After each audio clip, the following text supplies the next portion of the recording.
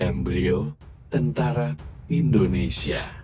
Sebuah sejarah yang tak bisa dilupakan dari embrio Angkatan Bersenjata Republik Indonesia, yaitu Laskar Santri dari kalangan muda yang dibentuk oleh Masyumi pada 14 Oktober 1944. Masa ini, Nahdlatul Ulama masih berada dalam Federasi Masyumi yang baru saja menggantikan MAIAI atau Majelis Islam ala Indonesia.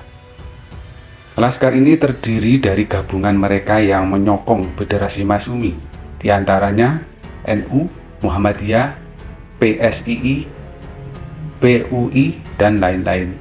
Tokoh NU menjadi pemimpin tertinggi Laskar ini yaitu Kiai Haji Zainul Arifin, tokoh kelahiran Barus, Sumatera Barat.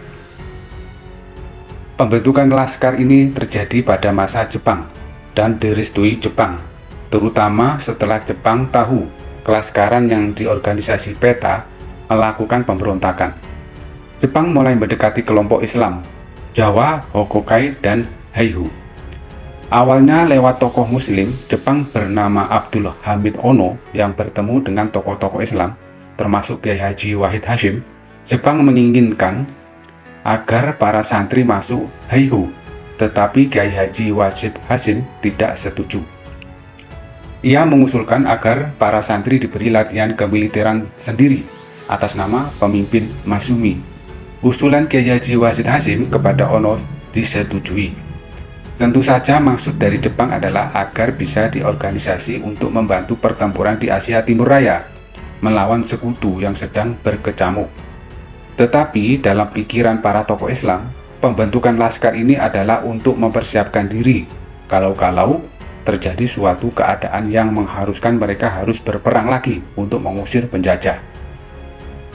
Menurut B.J. Bolan, berdirinya Hizbullah adalah satu dari 3 hal yang dimanfaatkan umat Islam pada masa pendudukan Jepang.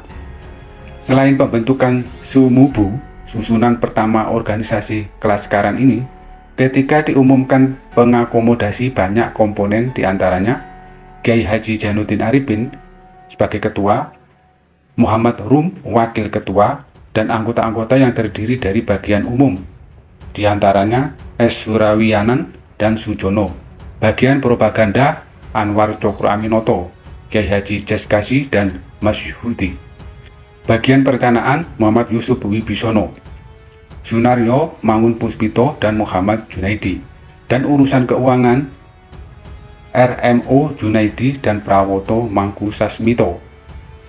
Markas tertinggi Hizbullah ditetapkan di Jakarta, dan ketua Hizbullah disebut dengan ketua markas tertinggi, bukan panglima tertinggi.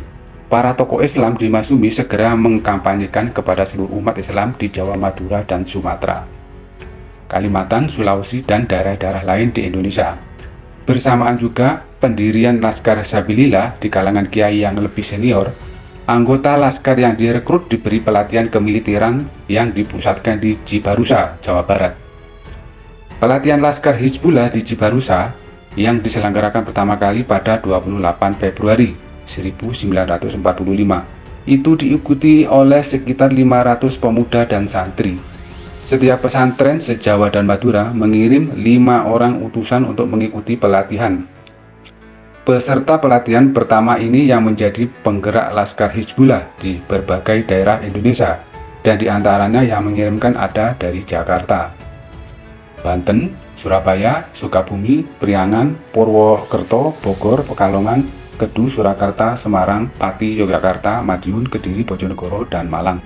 Latihan dibuka pada 28 Februari 1945, dihadiri oleh Gun Saikan, para perwira bala tentara Dai Nippon, pimpinan pusat Masyumi, para pengerih peraja, dan lain-lain. Kiai Haji Zainuddin Arifin sebagai ketua markas tertinggi Hizbullah dan Kiai Abdul Wahid Hasyim sebagai ketua muda Masyumi memberikan sambutan. Latihan diselenggarakan selama 3 bulan, dipimpin oleh para Sudanko PETA yang terdiri dari Abdullah Sajat, Jaini Nuri, Abdul Rahman, Kamal Idris, dan lain-lainnya. Selain dilatih kemiliteran, mereka diberi bekal pendidikan kerohanian oleh para ulama.